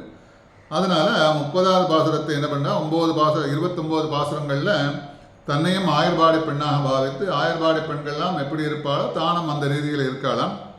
30வது பாசுரத்தை தன்னை ஆண்டாளாக பாவித்து என்ன பண்ணுறான்னு கேட்டால் நமக்காக பாடுகிறாள். பலஸ்துதியில் பார்க்குறோம், வங்கக்கடல் கடைந்த மாதவனை கேசவனை சொல்கிறா இல்லையா. அப்படி விசேஷமாக அப்படி 30வது பாசுரத்திலே தன்னை ஆண்டாளாக பாவித்து முக்கியமாக பாடுறது நமக்காக பாடுகிறாள். ஆனால் பலஸ்துதியாக என்னெல்லாம் கிடைக்கும்னு இப்படி நோன்பு நூற்கவில்லை என்றாலும் கூட நாம் நோன்பு நூற்கள் 30 பாசுரங்களில் அனுசந்தானம் செய்தாலே போகிறோம். இப்போ நாமளும் போய் ஆண்டாளோட சேர்ந்து அவளோட சேர்ந்து நோன்பு நூற்கலன்னு மனசில் ஏன்னா அதை கேட்க நமக்கு மனசில் ஒரு ஆர்வம் உண்டாகும். ஏன்னா ஆண்டாள் ஒரு நாளும் போய் ஒரு இடத்துலையும் போய் கிருஷ்ணனோட பேசி அவளோட பேசி அங்கே நந்தகோபலனை எழுப்பி யசோதை பிராட்டி எழுப்பி ஒன்றா நடக்கிறது. பின்னாடி ஒரு பாசுரத்தையும் அனுபவிக்கும் போது அது தெரியும் நம்மளுக்கு. அப்போ இருக்கும்போது என்னன்னு கேட்டால் சில இடத்துல சில விஷயங்கள்லாம் நடக்கும்போது தானும் அந்த அனுபவம் கிடைக்கவில்லை, நம்ம எல்லாம் வருத்தப்படுவோம் இல்லையா. அதனால் அப்படி வருத்தப்படாமல் என்னன்னு கேட்டால் அந்த பாசுரங்கள்லாம் அனுபவிக்கும் போதே பாசுரங்கள்லாம் அனுசந்தானம் செய்யும் போதே அந்த அனுபவம் நமக்கு கிடைக்கும். சாதாரணமாக ஒரு பாசுரத்தை எடுத்து சொல்லும்போது வேகமாக ஏதோ சொல்லணும்னு இல்லாமல் மாலை மணி வண்ணா மார்கள் நீடாடுவான் சொல்லுவோம் இல்லையா. ஒருத்தி மகனாய் பிறந்து ஒரு இரவில் ஒருத்தி மகனாய் ஒளித்து வளர சொல்லும்போது அந்த விசேஷமாக அந்த அர்த்தங்கள்லாம் வரும். மார்கழி திங்கள் மதி நிறைந்த நன்னாளால் அப்படி விசேஷமாக அந்த அனுபவத்தை நம்மளால் அனுபவிக்க முடியும் பாசுரங்களை சொல்லும் போதே. அதனால் நமக்கு இருக்கக்கூடிய அந்த தாபம் குறையும். ஏன்னா நாம்களும் அந்த மாதிரி ஆயர்பாடி பெண்ணாக இருந்து நோன்பு நோக்கவில்லை என்ற தாபத்தை குறைப்பதற்காக நம்ம என்ன பண்ணலாம், நம்ம தினமும் 30 பாசுரங்களை அனுசந்தானம் செஞ்சாலே போதும். அப்படி நோன்பு என்ற பலன் கிடைக்கும் என்று பேசுகிறாளுங்க. அப்புறம் முதல் 5 பாசுரங்கள் ஆயர்பாடியில் பஞ்சலட்சம் குடி என்று உள்ளபடியால் நோன்புக்கு அதிகாரியாக பெண்கள் பஞ்சலட்சம் என்ன சொல்ல மேலே அந்த அவதாரிகையில் எப்படி முதல் 5 பாசுரங்களை பற்றி ஒன்று சொல்லிட்டு வந்தோம். அடுத்த முதல் 5 பாசுரங்களில் ஆயர்பாடியில் பார்த்தா பஞ்சலட்சம் குடி என்று உள்ளபடியால் நோன்பிற்கு அதிகாரிகளாக அவளுக்கு நோன்பிற்கு அதிகாரிகள் யாருன்னு கேட்டால் அந்த பஞ்சலட்சம் குடிகள் தான் பஞ்சலட்சகம் அப்படின்னு பெண்கள் லட்ச பஞ்சகம் ஆகிறார்களாம். அதனால தான் பஞ்சலட்சம் பெண்கள்லாம் சொல்லி விசேஷமாக அங்கே அனுபவிக்கிறார். அப்புறம் 2வது 5 பாசுரத்திலே பகவானின் அவதார பஞ்சகத்தை கூறுகிறது. என்ன பெருமாளோட அவதார பஞ்சகம் என்னென்ன, அவனுடைய 5 அவதாரங்கள் என்னன்னு கேட்டால் பரம், வியூகம், விவகம், அந்தர்யாமி, அர்ச்சை. பரம்னு ஸ்ரீவைகுண்டத்தில் இருக்கக்கூடிய எம்பெருமான், அப்புறம் வியூகம்னு திருப்பார்கடலே சயனிச்சு நிற்கிற எம்பெருமான், வியூகம் விபாவதாரத்திலே ராமாவதாரமாக இருக்கட்டும், கிருஷ்ணாவதாரமாக பலவிதமான அவதாரங்களிலே விபாவதாரமாக இருக்கிறான் எம்பெருமான். அப்புறம் அந்தர்யாமி நம்மளோட மனசுக்குள்ளே இருக்கக்கூடிய பெருமாள் அந்தர்யாமியாக இருக்கிறான். அப்புறம் கடைசியாக நமக்கு இப்போ என்ன வாய்ப்பு இருக்குன்னு கேட்டால் ஆழ்வார்களால் கொண்டாடப்படுகின்ற அர்ச்சாவதாரம் தான் நமக்கு இப்போ பிரத்யக்ஷம். அதனால் கோவிலையாக இருக்கட்டும், மாத்திலையாக இருக்கட்டும், சாலிகிராமாக இருக்கட்டும், அதுவும் அர்ச்சையாக நமக்கு சேவை சாதிக்கிறான் பெருமான். அப்படி மூன்றாவது பஞ்சகம் கேட்டால் அர்த்த பஞ்சகம் கூறப்படுகிறது. அதாவது நம்மால் அடையப்படும் பரமாத்மா, அதாவது மூன்றாவது பார்த்தா நம்மால் அடையப்படும் பரமாத்மா, அடையும் ஜீவஸ்வரூபம், அப்புறம் அடையும் உபாயம், பலம், அதன் தடை, இதை அனைத்தும் சேர்த்து அர்த்த பஞ்சமாக ஆகிறது. நாராயணனே நமக்கே படை தருவான் என்று விசேஷமாக அங்கே அனுபவிக்கிறாள் இந்த பிரம்மா. அப்புறம் காலபஞ்சகம், அபிகமனம். ஏன்னா காலபஞ்சகம்னா அபிகமனம், உபாதானம், யஜ்ஞை, சுவாத்தியாயம், யோகம் என்று காலபஞ்சகம். என்னென்ன ஒரு நாளும் நம் காலத்தை எப்படி பிரித்து பகவானை அனுபவிக்க வேண்டும் என்று சொல்லக்கூடிய சாஸ்திரம் அது. அப்புறம் பாகவத ஸ்வரூப பஞ்சகம் என்று ஐந்தாக பிரிக்கிறார்கள். அப்புறம் கோதா பிராட்டியோட ஆண்டாளோட திருப்பாவையாகிற தமிழ் பிரபந்தம் 30 பாசுரங்கள் தெரியும், முதல்ல சொல்லிட்டு வந்திருக்கோம். 5 பிரிச்சோம் இல்லையா, 5 இதை எவன் அபியாசிக்கவில்லையோ அவன் பூமிக்கு பாரமாகிறாள். இதை யாரெல்லாம் சொல்லலையோ, அது யாரெல்லாம் தெரிஞ்சுக்கலையோ அப்படின்னா பூமிக்கு பாரமாகிறாள். எப்படி சொல்லான்னு கேட்டால், திருப்பாவை அறியாத மானிடரை தூக்கும் பூமி வருத்தப்படுகிறாளாம். 5 அறியாத மானிடரை வையம் சுமப்பதும் வம்பு. வம்புன்னா ஏதோ சண்டை சச்சரவு அப்படிலாம் இல்லை. என்ன சொல்லான்னு கேட்டால், 5 அறியாத மானிடரை, எப்படிப்பட்ட திருப்பாவை யாரெல்லாம் தெரிஞ்சுக்கலையோ, யாரெல்லாம் அனுசந்தானம் பண்ணலையோ, இவாளெல்லாம் இப்படிப்பட்ட வாழ பூமி சுமக்கிறாளேன்னு வருத்தப்பட்டு சொல்லாலாம் ஆண்டாள். அதனால் 5 அறியாத மானிடரை வையம் சுமப்பதும் வம்பு, திருப்பாவை அறியாத மானிடரை தூக்கும் பூமி வருத்தப்படுகிறாள் என்று வியாக்கியாதாக்கள் விசேஷமாக அனுபவிக்கிறாளுங்க. அப்புறம் திருப்பாவையில் பார்த்தா என்ன இருக்குது, மேலே என்னெல்லாம் இருக்குதுன்னு பார்த்துட்டே போகலாம். வேதார்த்த அர்த்தங்கள்லாம் இருக்காம். மார்கழி, வையம், ஓங்கி என்ற பாசுரங்களிலே மூலமந்திரம், துவயம், சர்மஸ்லோகம் இதெல்லாம் இருக்காம். அதில் திருப்பாவையில் வேதார்த்த அர்த்தங்கள். அப்போ பிரணவம் எங்கே இருக்குன்னு கேட்டால், அம்பரமே தண்ணீரே, அப்புறம் உந்து மதகளிற்றன் ஓடாத தோல்வளையன் 33 அமரர்க்கும் முன் சென்று என்ற பாசுரங்களிலே பிரணவாகாரம் இருக்காம் அந்த பாசுரங்களிலே.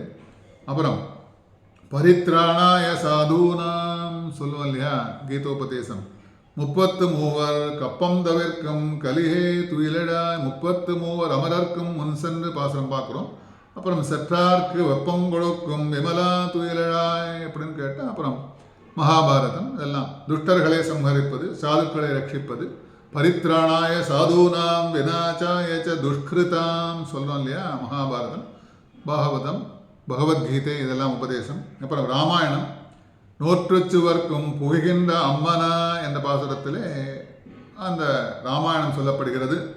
சத்வகுணம் என்னன்னு கேட்டால் விபீஷணன், ரஜோகுணம் பார்த்தா ராவணன், தமோகுணம் கும்பகர்ணன். இப்படி விசேஷமாக ராமாயணம் அனுபவிக்கப்படுகிறது அந்த பாசுரத்திலே. கீதையோட விளக்கம், மாயனை என்ற பாசுரத்திலே போயபெழியும் புகுதருவான் தனவம் தீனில் தூசாகும் செப்பேலோரெம்பாவா என்ற பாசுரத்திலே மாயனை சர்வதர்மான் பரித்தச்ச மாமேகம் சரணம் மிருஜான் சர்வபாபேபியோ மோக்ஷயிஷ்யாமி சொல்றாரு இல்லையா, விசேஷமாக அங்க. அதனால சஞ்சித பிராரத்த பாபங்கள் எல்லாம் அழிய சொல்ல போகக்கூடிய விசேஷமாக அந்த கீதையோட விளக்கம் அந்த பாசுரத்தில். பின்னாடி அந்த பாசுரத்தை பார்ப்போம். அப்புறம் எல்லே இளங்கிளியே, அப்புறம் அப்படி விசேஷமாக நானேதான் ஆகிடுக. அதனால இதனை உபாசிப்பவர்கள் பரமஹம்சர்கள் என்று விசேஷமாக அனுபவிக்கிறார். இப்படி திருப்பாவை கிரந்தத்தில் வேதமனைத்துக்கும் வித்தான திருப்பாவை பாடிய என்னென்ன திருப்பாவை தசாவதாரங்கள் சொல்லப்படுகிறது. மேலே சொல்லிட்டு போகலாம், இன்னும் கொஞ்சம் முடிகிற வரைக்கும் அந்த அவதாரிகை சொல்லிட்டு பாசுரத்துக்கு போகலாம். வேதமனைத்துக்கும் வித்தாகி இருக்கக்கூடிய திருப்பாவை பாடி ஆண்டாள் என்ன பண்ணுறான்னு கேட்டால், எம்பெருமானின் அழகிலா விளையாட்டுகளாக தசாவதாரத்தை சூச்சகமாகவும் ஸ்பஷ்டமாகவும் தனது 30 பாசுரங்களே காட்டுகிறாள். அதனால விசேஷமாக ஒரு பாசுரத்திலும் அந்த அவதாரங்கள்லாம் தசாவதாரத்தையும் காட்டாலாம்.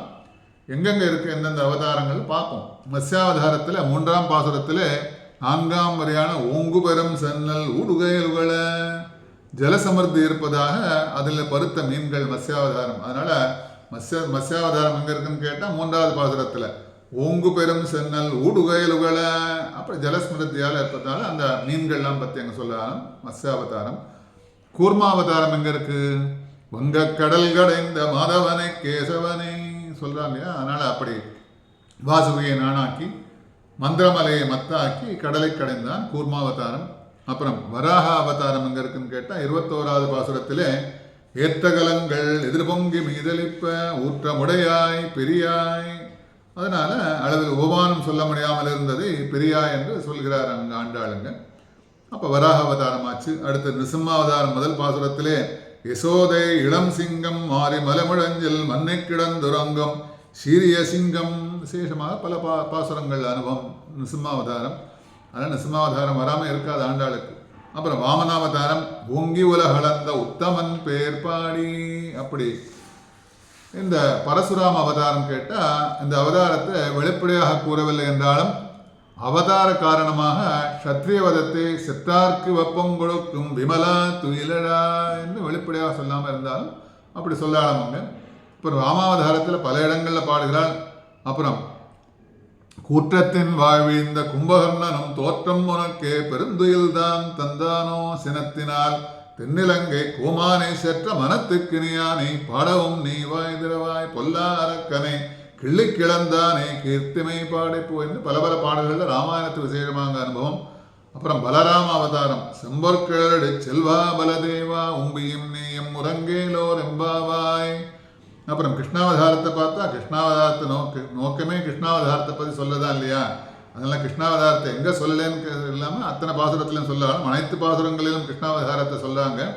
அதனால் எடுத்துக்காட்டாக புள்ளின் வாய் கீண்டானே பொல்லா அரக்கனை கிள்ளை கிளந்தானே கீர்த்திமை பாடிப்போய். அப்படி விசேஷமாக கிருஷ்ணாவதாரம். கல்கி அவதாரம் எங்கே இருக்குன்னு கேட்டால் அமரர்க்கும் முன் சென்று கப்பந்தவிற்கும் கலியே துயிலாய். அப்படி தசாவதாரத்தையும் இங்கே பார்க்கலாம் இந்த திருப்பாவையில். என்ன திருப்பாவையில் என்னெல்லாம் இருக்குன்னு கேட்டவாளுக்கு பதில் சொல்லிட்டு இருக்காருங்க. பாதகங்கள் தீர்க்கும் பரமனடி காட்டும் வேதமனைத்திற்கும் வித்து. அப்படிப்பட்ட பலன்களுங்க. இதை தினந்தோறும் அனுசந்தானம் செய்யும் போது என்னாகும், மனதில் உள்ள தீய குணங்கள்லாம் நீங்கும். நமக்கு என்ன கிடைக்கும் இல்லையா. நம்ம சாதாரணமாக நிறைய இடத்துல ஸ்லோகங்கள்லாம் சொல்கிறோம். ஆழ்வார் பாசுரங்கள்லாம் சொன்னால் என்ன கிடைக்குங்கிறத விட இப்போ நிறைய இடத்துல ராமாயணத்தில் இந்த ஸ்லோகம் சொல்கிறோம், மகாபாரதத்தில் இந்த ஸ்லோகம் சொல்கிறோம், நாராயணத்தில் இந்த ஸ்லோகம் சொல்கிறோம். இதெல்லாம் பாதுகாசகஸ்திரத்தில் இந்த ஸ்லோகங்கள்லாம் ஸ்பெசிஃபிக்காக சொன்னால் இந்த பலன்கள்லாம் கிடைக்கும் இல்லையா. அதனால் அப்படி திருப்பாவையிலையும் அப்படிப்பட்ட பலன்கள்லாம் கிடைக்கும். என்ன கிடைக்கும்னு கேட்டால் மனதில் உள்ள தீய குணங்கள்லாம் நீங்குமாம். திருப்பாவை தினம் மனசந்தானம் பண்ணாலே மனசில் இருக்கக்கூடிய தீய குணங்கள்லாம் நீங்கும். அப்புறம் சத்துவகுணம் உண்டாகும். நமக்கு மனசில் ஒரு சத்துவகுணம் உண்டாகும். அப்புறம் பாவச் செயல்களை செய்ய ஒட்டாமல் ஏற்கனவே செய்த பாவங்களும் போகுமா. அதனால் மேலும் மேலும் நம்மளை இந்த அனுசந்தானம் பண்ணும்போது நமக்கு பாவச் செயல்கள்லாம் மேலே மேலே வராது, மனசில் தோன்றாது. வராதுன்னு அர்த்தம் கேட்டால் மனசில் செய்யணும் தோன்றாது. அப்படி இதுவரைக்கும் செஞ்ச பாவங்கள்லாம் என்ன விலகி போக்கடிக்குமா. அப்படிப்பட்ட விசேஷமாக இருக்கக்கூடிய அந்த கிரந்தம் எம்பெருமானுடைய திருவடியை பற்றுவதற்கு உதவி செய்யும். எம்பெருமானை போய் நம்மளை எம்பெருமான் திருவடியை அவனை சரணாகதி பண்ணுறதுக்கு இருக்கக்கூடிய சரணாகதி சத்துவத்தையும் நிறையா இடத்துல காட்டுறாங்க ஆண்டாள். அப்படி எம்பெருமானுடைய திருவடியை பற்றுவதற்காக நமக்கு அந்த உதவி செய்யக்கூடிய இருக்கக்கூடிய பாசுரங்கள் திருப்பாவை. வேதத்தில் சொல்லப்பட்டுள்ள அனைத்து விஷயங்களும் திருப்பாவையில் அடங்கியுள்ளது. வேதத்தில் என்னெல்லாம் சொல்லியிருக்கோம், தமிழ் வேதம் அறிந்து சொல்லுவோம் இல்லையா. அதனால ரிக்வேதம், யஜுர்வேதம், சாமவேதம், அதர்வண வேதம், 4 வேதங்கள்.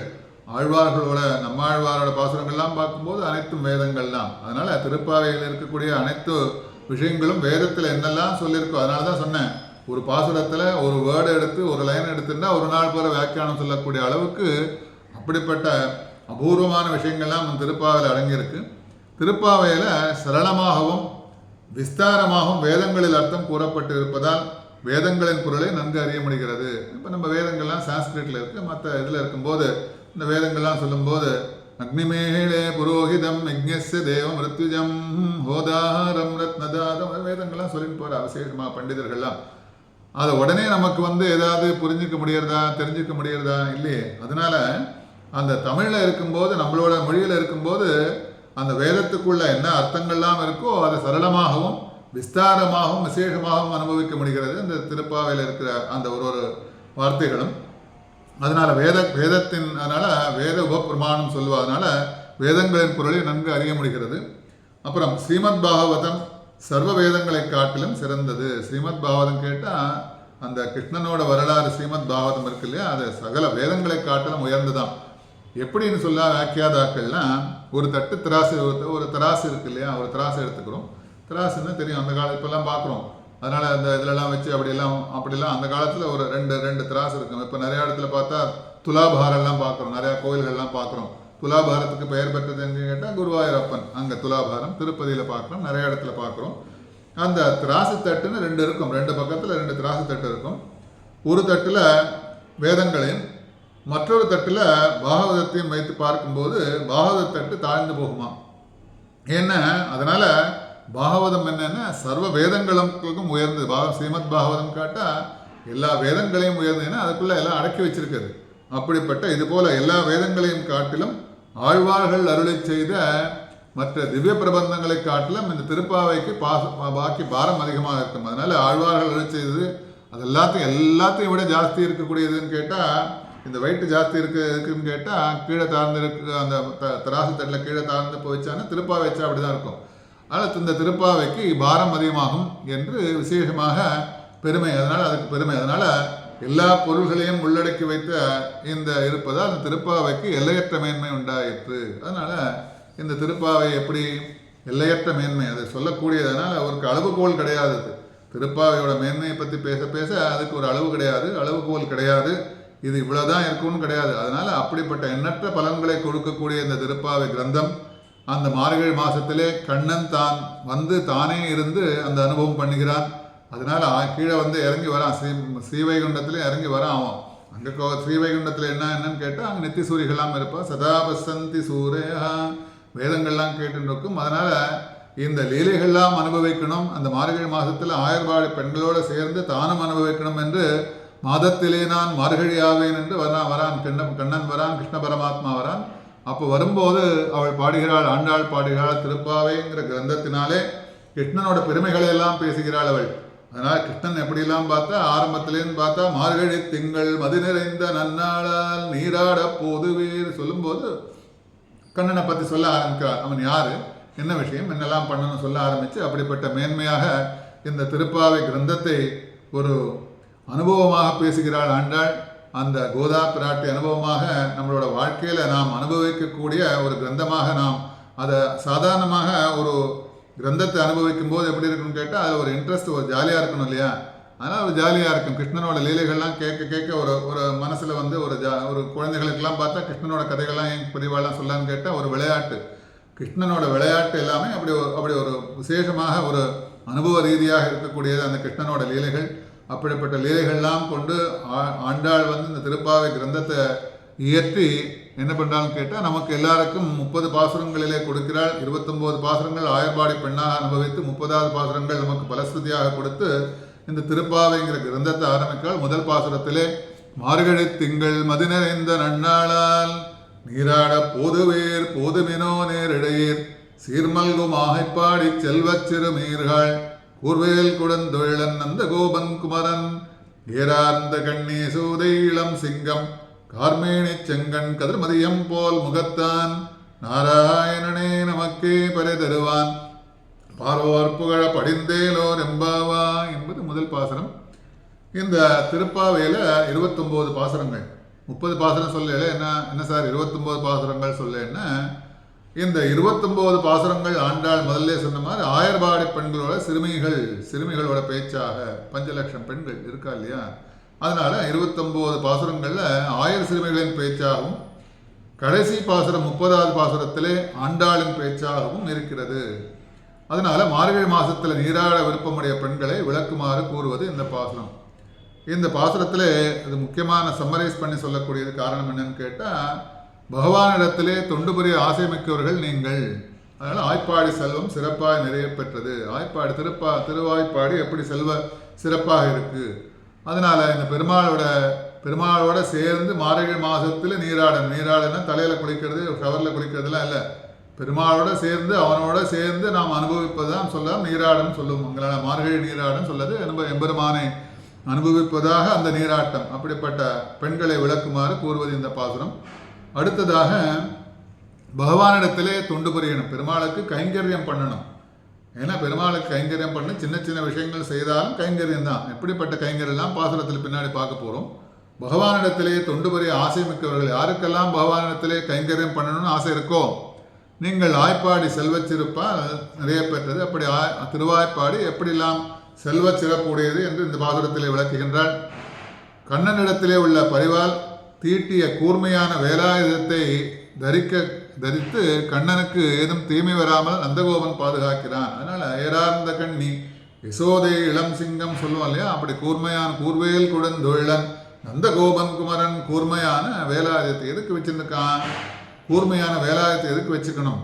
ஆனால் அந்த சின்ன ஏதாவது ஒரு எறும்பு போய் கண்ணனுக்கு ஏதாவது ஒரு சின்ன சின்ன விஷயங்கள்லாம் போய் கண்ணனுக்கு தீமை வந்துடுமோ, உடனே அதை போய் எறும்பாக இருந்தாலும் அதை வேலாயுதத்தால் போய் குத்தி அதை வெளியில் எடுக்கணும், காப்பாற்றணும், கண்ணனை காப்பாற்றணுங்கிறதுக்கோசரம் அப்படி இருக்கான். அதனால் தீமை வராமல் நந்தகோபாலன் பாதுகாக்கிறான். அப்புறம் தன் மகளை பார்த்து சந்தோஷத்தால் ஒளிபெற்ற கண்களுடைய யசோதை குழந்தைய பார்த்தான். கிருஷ்ணனை பார்த்தோடனே யசோதைக்கு அப்படி ஒரு சந்தோஷம். எப்படி சந்தோஷம் கேட்டால், தன் மகளை பார்த்ததோ அவளிடம் சிங்கக்குட்டி போல் தாவுகின்றானாம். அப்படி குழந்தை போய் அம்மாட்ட போய் தாவுறது, அந்த குழந்தை கிருஷ்ணன் தாவரானாம். அதனால கூர்வேல் குடந்தெழன் நந்தகோபன் குமரன் ஏரார்ந்த கண்ணி யசோதை இளம் சிங்கம், அப்படிப்பட்ட அவனுடைய அந்த ஜலங்கொண்ட மேகம் போல திருமேனியுடைய கண்ணன், அவனுடைய கண்கள் செந்தாமரை போல் இருக்கின்றது. அதனால கண்ணனோட கண்கள்லாம், கிருஷ்ணனோட கண்களை பற்றி வர்ணிக்கிறதுக்கு நிறைய பாசுரத்தில் பார்க்க வரும். அதனால அவனுடைய கண்கள் எப்படி இருக்குன்னு கேட்டால், திருமேனியுடைய கண்கள் செந்தாமரை போல் இருக்கான். அப்படி செந்தாமரை கண் சீரார் வலவலிப்ப. அப்புறம் அவனுடைய திருமுகம் பார்த்தா சூரிய சந்திரனை போல உள்ளது. திருமுக மண்டலத்தை பார்க்கும்போது சூரியனாகவும் இருக்கிறது, சந்திரனாகவும் இருக்கிறது. அப்படி ஒளிபடைத்து பளபளன்னு இருக்கான் அப்படியும். அதனால அடையாளங்கள் கண்ணன் நாராயணனே என்று தெரிவிக்கின்ற. நாராயணனே நமக்கே பரிதருவான். நாராயணன் இப்படி இருப்பான். ஏன்னா இதெல்லாம் இந்த குணங்கள்லாம் நாராயணன் இருப்பான். இந்த நாராயணனே யாரும் இல்லை, கிருஷ்ணனாக வந்திருக்கிறான் என்று இங்கே அடையாளங்கள் தெரிவிக்கின்றன. அதனால நாம் அவனை குறித்து நோன்பு செய்தால் நமக்கு அபேட்சத்தை அவன் கொடுப்பான். அதனால கிருஷ்ணனை நம்ம நோன்பு பண்ணாலே நாராயணனை நாம் குறித்து விரதம் இருந்தால் என்னெல்லாம் கிடைக்குமோ அந்த அபேட்சைகள்லாம் கொடுக்கக்கூடியவன் இந்த கண்ணன். அதனால நாராயணனே நமக்கே பெருதருவான். அதனால நாம் அவனை குறித்து நோன்பு செஞ்சோம்னா நமக்கு அபேட்சத்தை அவன் கொடுப்பான். அதனால உலக மக்கள் யாவரும் நாம் செய்யும் நோன்பை புகழ வேண்டும். அதனால சொல்லுவோம் இல்லையா, இப்போ சாதாரணமாக எல்லாமே ஒரு புகழ்ச்சி நடக்கிறதுங்கிறது இப்போ பார்க்கலாம். அந்த காலத்தில் ஆரம்பித்து வச்சது தான் எதுவும் எல்லாமே நம்ம இப்போ நடக்கக்கூடிய விஷயங்கள் எல்லாமே திருப்பாவையில் ஒன்று பார்க்கலாம். பட்டம் அளிக்கிறத பற்றி முதல்ல சொன்னேன். அதனால் எல்லாரும் புகழ வேண்டும், எல்லாரும் தன்னை புகழணும், எல்லாரும் புகழ்ச்சி பண்ணணுங்கிறதுக்கு உலக மக்கள் யாவரும் நாம் செய்யும் நோன்பை புகழ வேண்டும். இவாள்லாம் என்ன பண்ணுறான்னு கேட்டால், நாம் செய்யக்கூடிய நோன்பு இந்த மார்கழி மாத நோன்பை எல்லாரும் புகழ வேண்டும் என்று ஆரம்பிக்கிறாளாம். அப்படி விசேஷமாக இந்த பாசுரத்தை தொடங்குகின்றாள். இந்த பாசுரத்துக்கு மேலே விசேஷமான அர்த்தத்தை நாளை பார்க்கலாம். ஏன்னா இன்னைக்கு ஒரு நாளைக்கு ஒரு மணி நேரம் அவகாசம் எடுத்துட்டு சொல்லக்கூடியதாக ஆரம்பிச்சிருக்கோம் இன்னைக்கு. அதனால இதோட விசேஷமான அர்த்தத்தை, பாசுரத்தை முதல்ல இன்ட்ரோடக்ஷன் தான் பார்த்தோம். முதல்ல திருப்பாவை இன்ட்ரோடக்ஷன் பார்த்தோம். திருப்பாவைங்கிறது என்ன, திருப்பாவையில் நமக்கு கிடைக்கக்கூடிய விஷயங்கள் என்னெல்லாம் பார்த்தோம். அது முடிஞ்சு முதல் பாசுரமாக மார்கழி திங்கள் மதிநிறைந்த நன்னாளால் நீராட போதுமினோ நேரிடையர் சீர்மல்கும் ஆய்ப்பாடி செல்வச் சிறுமீர்கள் கூர்வேல் கொடுந்தொழிலன் நந்தகோபன் குமரன் ஏரார்ந்த கண்ணி யசோதை இளம் சிங்கம் கார்மேனி செங்கண் கதிர் மதியம் போல் முகத்தான் நாராயணனே நமக்கே பரிதருவான் பாரோர் புகழ படிந்தேலோரம்பாவாய். பாசுரத்தில் எல்லாமே அப்படியே இருக்கு. அப்படித்தான் முதல்ல இன்ட்ரடக்ஷன்ல சொன்ன பாரோர் புகழன்னு உலகத்தில் வையம் புகழ எல்லாரும் சேர்ந்து புகழ வேண்டும். எப்படி இருக்க வேண்டும், பெருமாளுக்கு நாம் செய்யக்கூடிய இந்த நோன்பை எல்லாரும் புகழ வேண்டும் என்று சொல்லி ஆரம்பிக்கிறாள் இந்த பாசுரத்தில். இதை மேலே பார்க்கலாம். நாளை முதல் ஆரம்பித்து பாசுரத்தை மேலே போயினா இன்னைக்கு முதல் பாசுரம், இன்னைக்கு 3வது பாசுரம் சொல்ல வேண்டிய நாளில் இன்னைக்கு முதல் பாசுரம் ஆரம்பிக்கிறோம். அதனால் இன்னைக்கு தான் முதல் பாசுரத்தை ஆரம்பித்து இன்னைக்கு முதல்ல சொல்ல ஆரம்பிச்சிருக்கும். அதனால் பார்க்கலாம். என்ன இன்னைக்கு ஓங்கி உலகளந்த பாசுரம் சொல்லணுமே, முதல் பாசுரமாக இன்னைக்கு அவதாரிகை தான் வருதுன்னு பார்க்காம நம்ம 30 நாட்குள்ள அந்த 30 பாசுரங்களையும் நாம் எல்லாரும் அனுபவிக்குமாறு ஏதாவது அதற்கு வேண்டிய முயற்சி செய்து நம்ம 30 பாசுரத்தை முடிச்சிடலாம். ஏன்னா முதல் மூணு பாசுரம் ஆல்ரெடி தள்ளி போயிருக்கேன். 30 பாசுரத்தை எப்படி முடிக்க போகிறார், ஒரு மணி நேரம் தான் சொல்கிறாரே அப்படின்னு மனசில் எல்லாருக்கும் ஒரு எண்ணங்கள் வந்துன்னு இருக்கும். அதை பற்றி நம்ம எல்லாருமே என்ன பண்ணோம்னு கேட்டால், முதல்ல பெருமாள்கிட்ட நம்ம எல்லாத்தையும் ஒப்படைச்சாச்சு, சரணாகதி பண்ணியாச்சு. அதனால் இந்த கிரந்தத்தை நம்ம 30 நாளும் கேட்கணுங்கிறதுக்கோசரம் ஆரம்பித்து நான் முதல்ல பெருமாள்கிட்ட சரணாகதி பண்ணி இதை நல்ல வாக்கி கொடுப்புகள் என்ன ஆண்டாளுக்கு பேர் இருக்கு இல்லையா, காம் ததாதி இது கோதா, நல்ல வாக்கி கொடுப்புகள். அதனால் அந்த வாக்கில் என்னோட வாக்கில் தான் ஆண்டாளாக இருந்து எனக்கு நல்ல வாக்கை கொடுக்கணும் பிரார்த்தனை பண்ணி இன்னைக்கு ஆரம்பிச்சிருக்கோம் இந்த பாசுரங்களை திருப்பாவே மேற்கொண்டு நாளைக்கு பார்க்கலாம். சதமகமணி நீலா சாருகல்காரகத்தான் தனவரணமிதாங்கி சாந்திரவாசல்ல சிந்துகம் அழகவனிகிதாபி சக்பிரா கிருஷ்ணநாதா விலசதி ஹிருதிகோதா விஷ்ணு சித்தாத்மஜானஹா. திருவாடி பூரத்து ஜெகத்குதித்தாழ்வாழியே திருப்பாவை 30 சப்பினாள் வாழியே பெரியாழ்வார் பெற்றெடுத்த பெண்பிள்ளை வாழியே பெரும்போதூர் மாமனுக்கு பின்னானாள் வாழியே 143 உரைத்தாள் வாழியே உயர் அரங்கற்கே கண்ணி உகந்தளித்தாள் வாழியே மறுவாரம் திருவல்லி வளநாடு வாழியே வன்புதுவை நகர்கோதை மலர்ப்பதங்கள் வாழியே. ஆண்டாள் திருவடிகளே சரணம்.